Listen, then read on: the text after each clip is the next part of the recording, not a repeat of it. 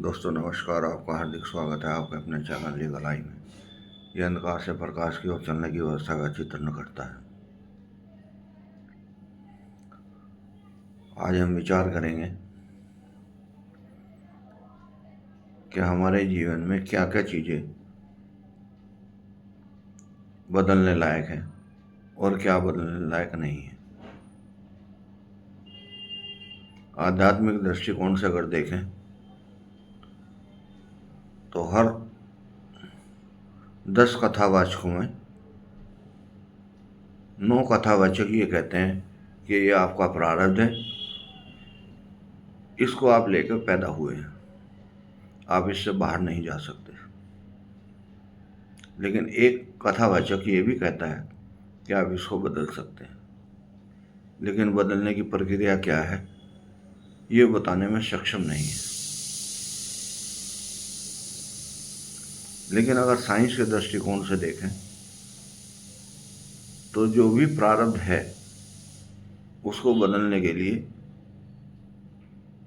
भौतिक जगत के वैज्ञानिकों ने अथक प्रयत्न किया और उसका परिणाम ये हुआ कि हर बीमारी के लिए एक निश्चित पद्धति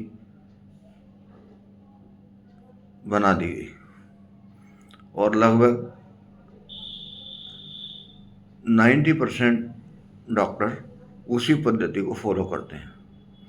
10% ऐसे हैं जो जीनियस हैं, उसमें बदलाव की कोशिश करते हैं।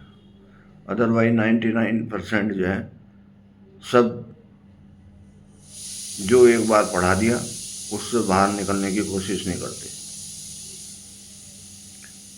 आज मैंने एक प्रवचन सुना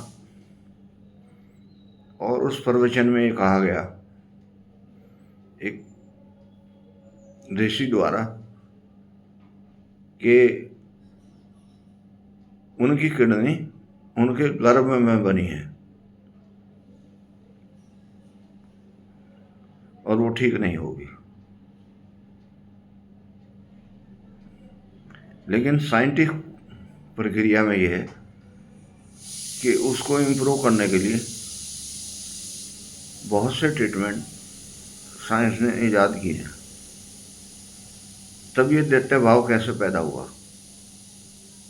अगर वो लाइलाज थी और गर्भ में बनी थी तो आज गर्भ से बाहर उसके लिए मशीन कैसे बनी? यही बुद्धि भेद है। आध्यात्म में कुछ चीजें छुपाई गई हैं।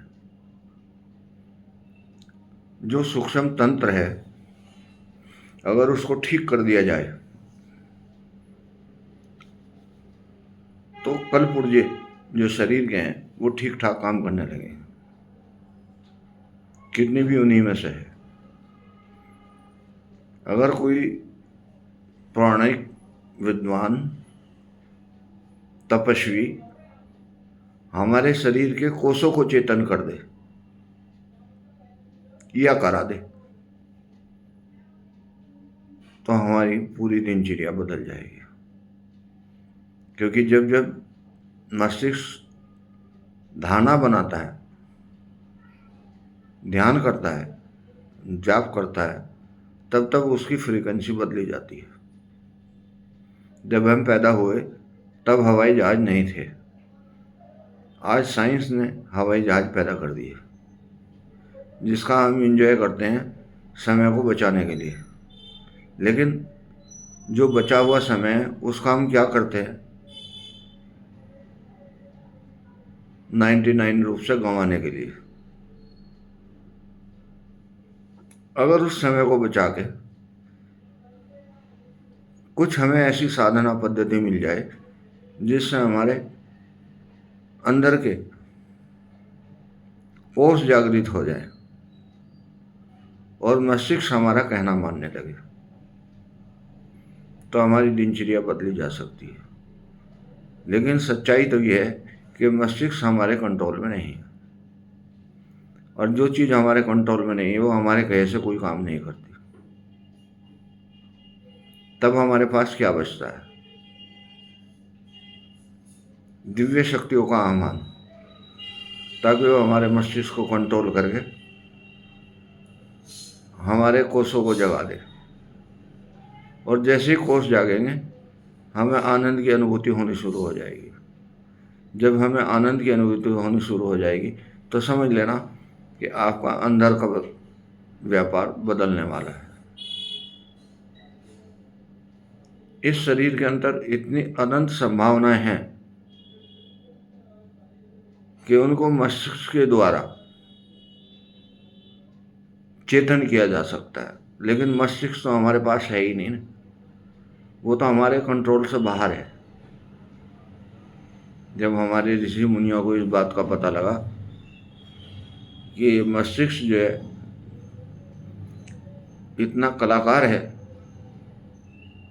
कि हर जगह कलाबदी खाता चला जाएगा और हमें रास्ता नहीं देगा, तो इसको साधने के लिए उन्होंने मंत्रों की साधना का वर्णन किया, जाप किया, ध्यान किया, और उस ध्यान के सहारे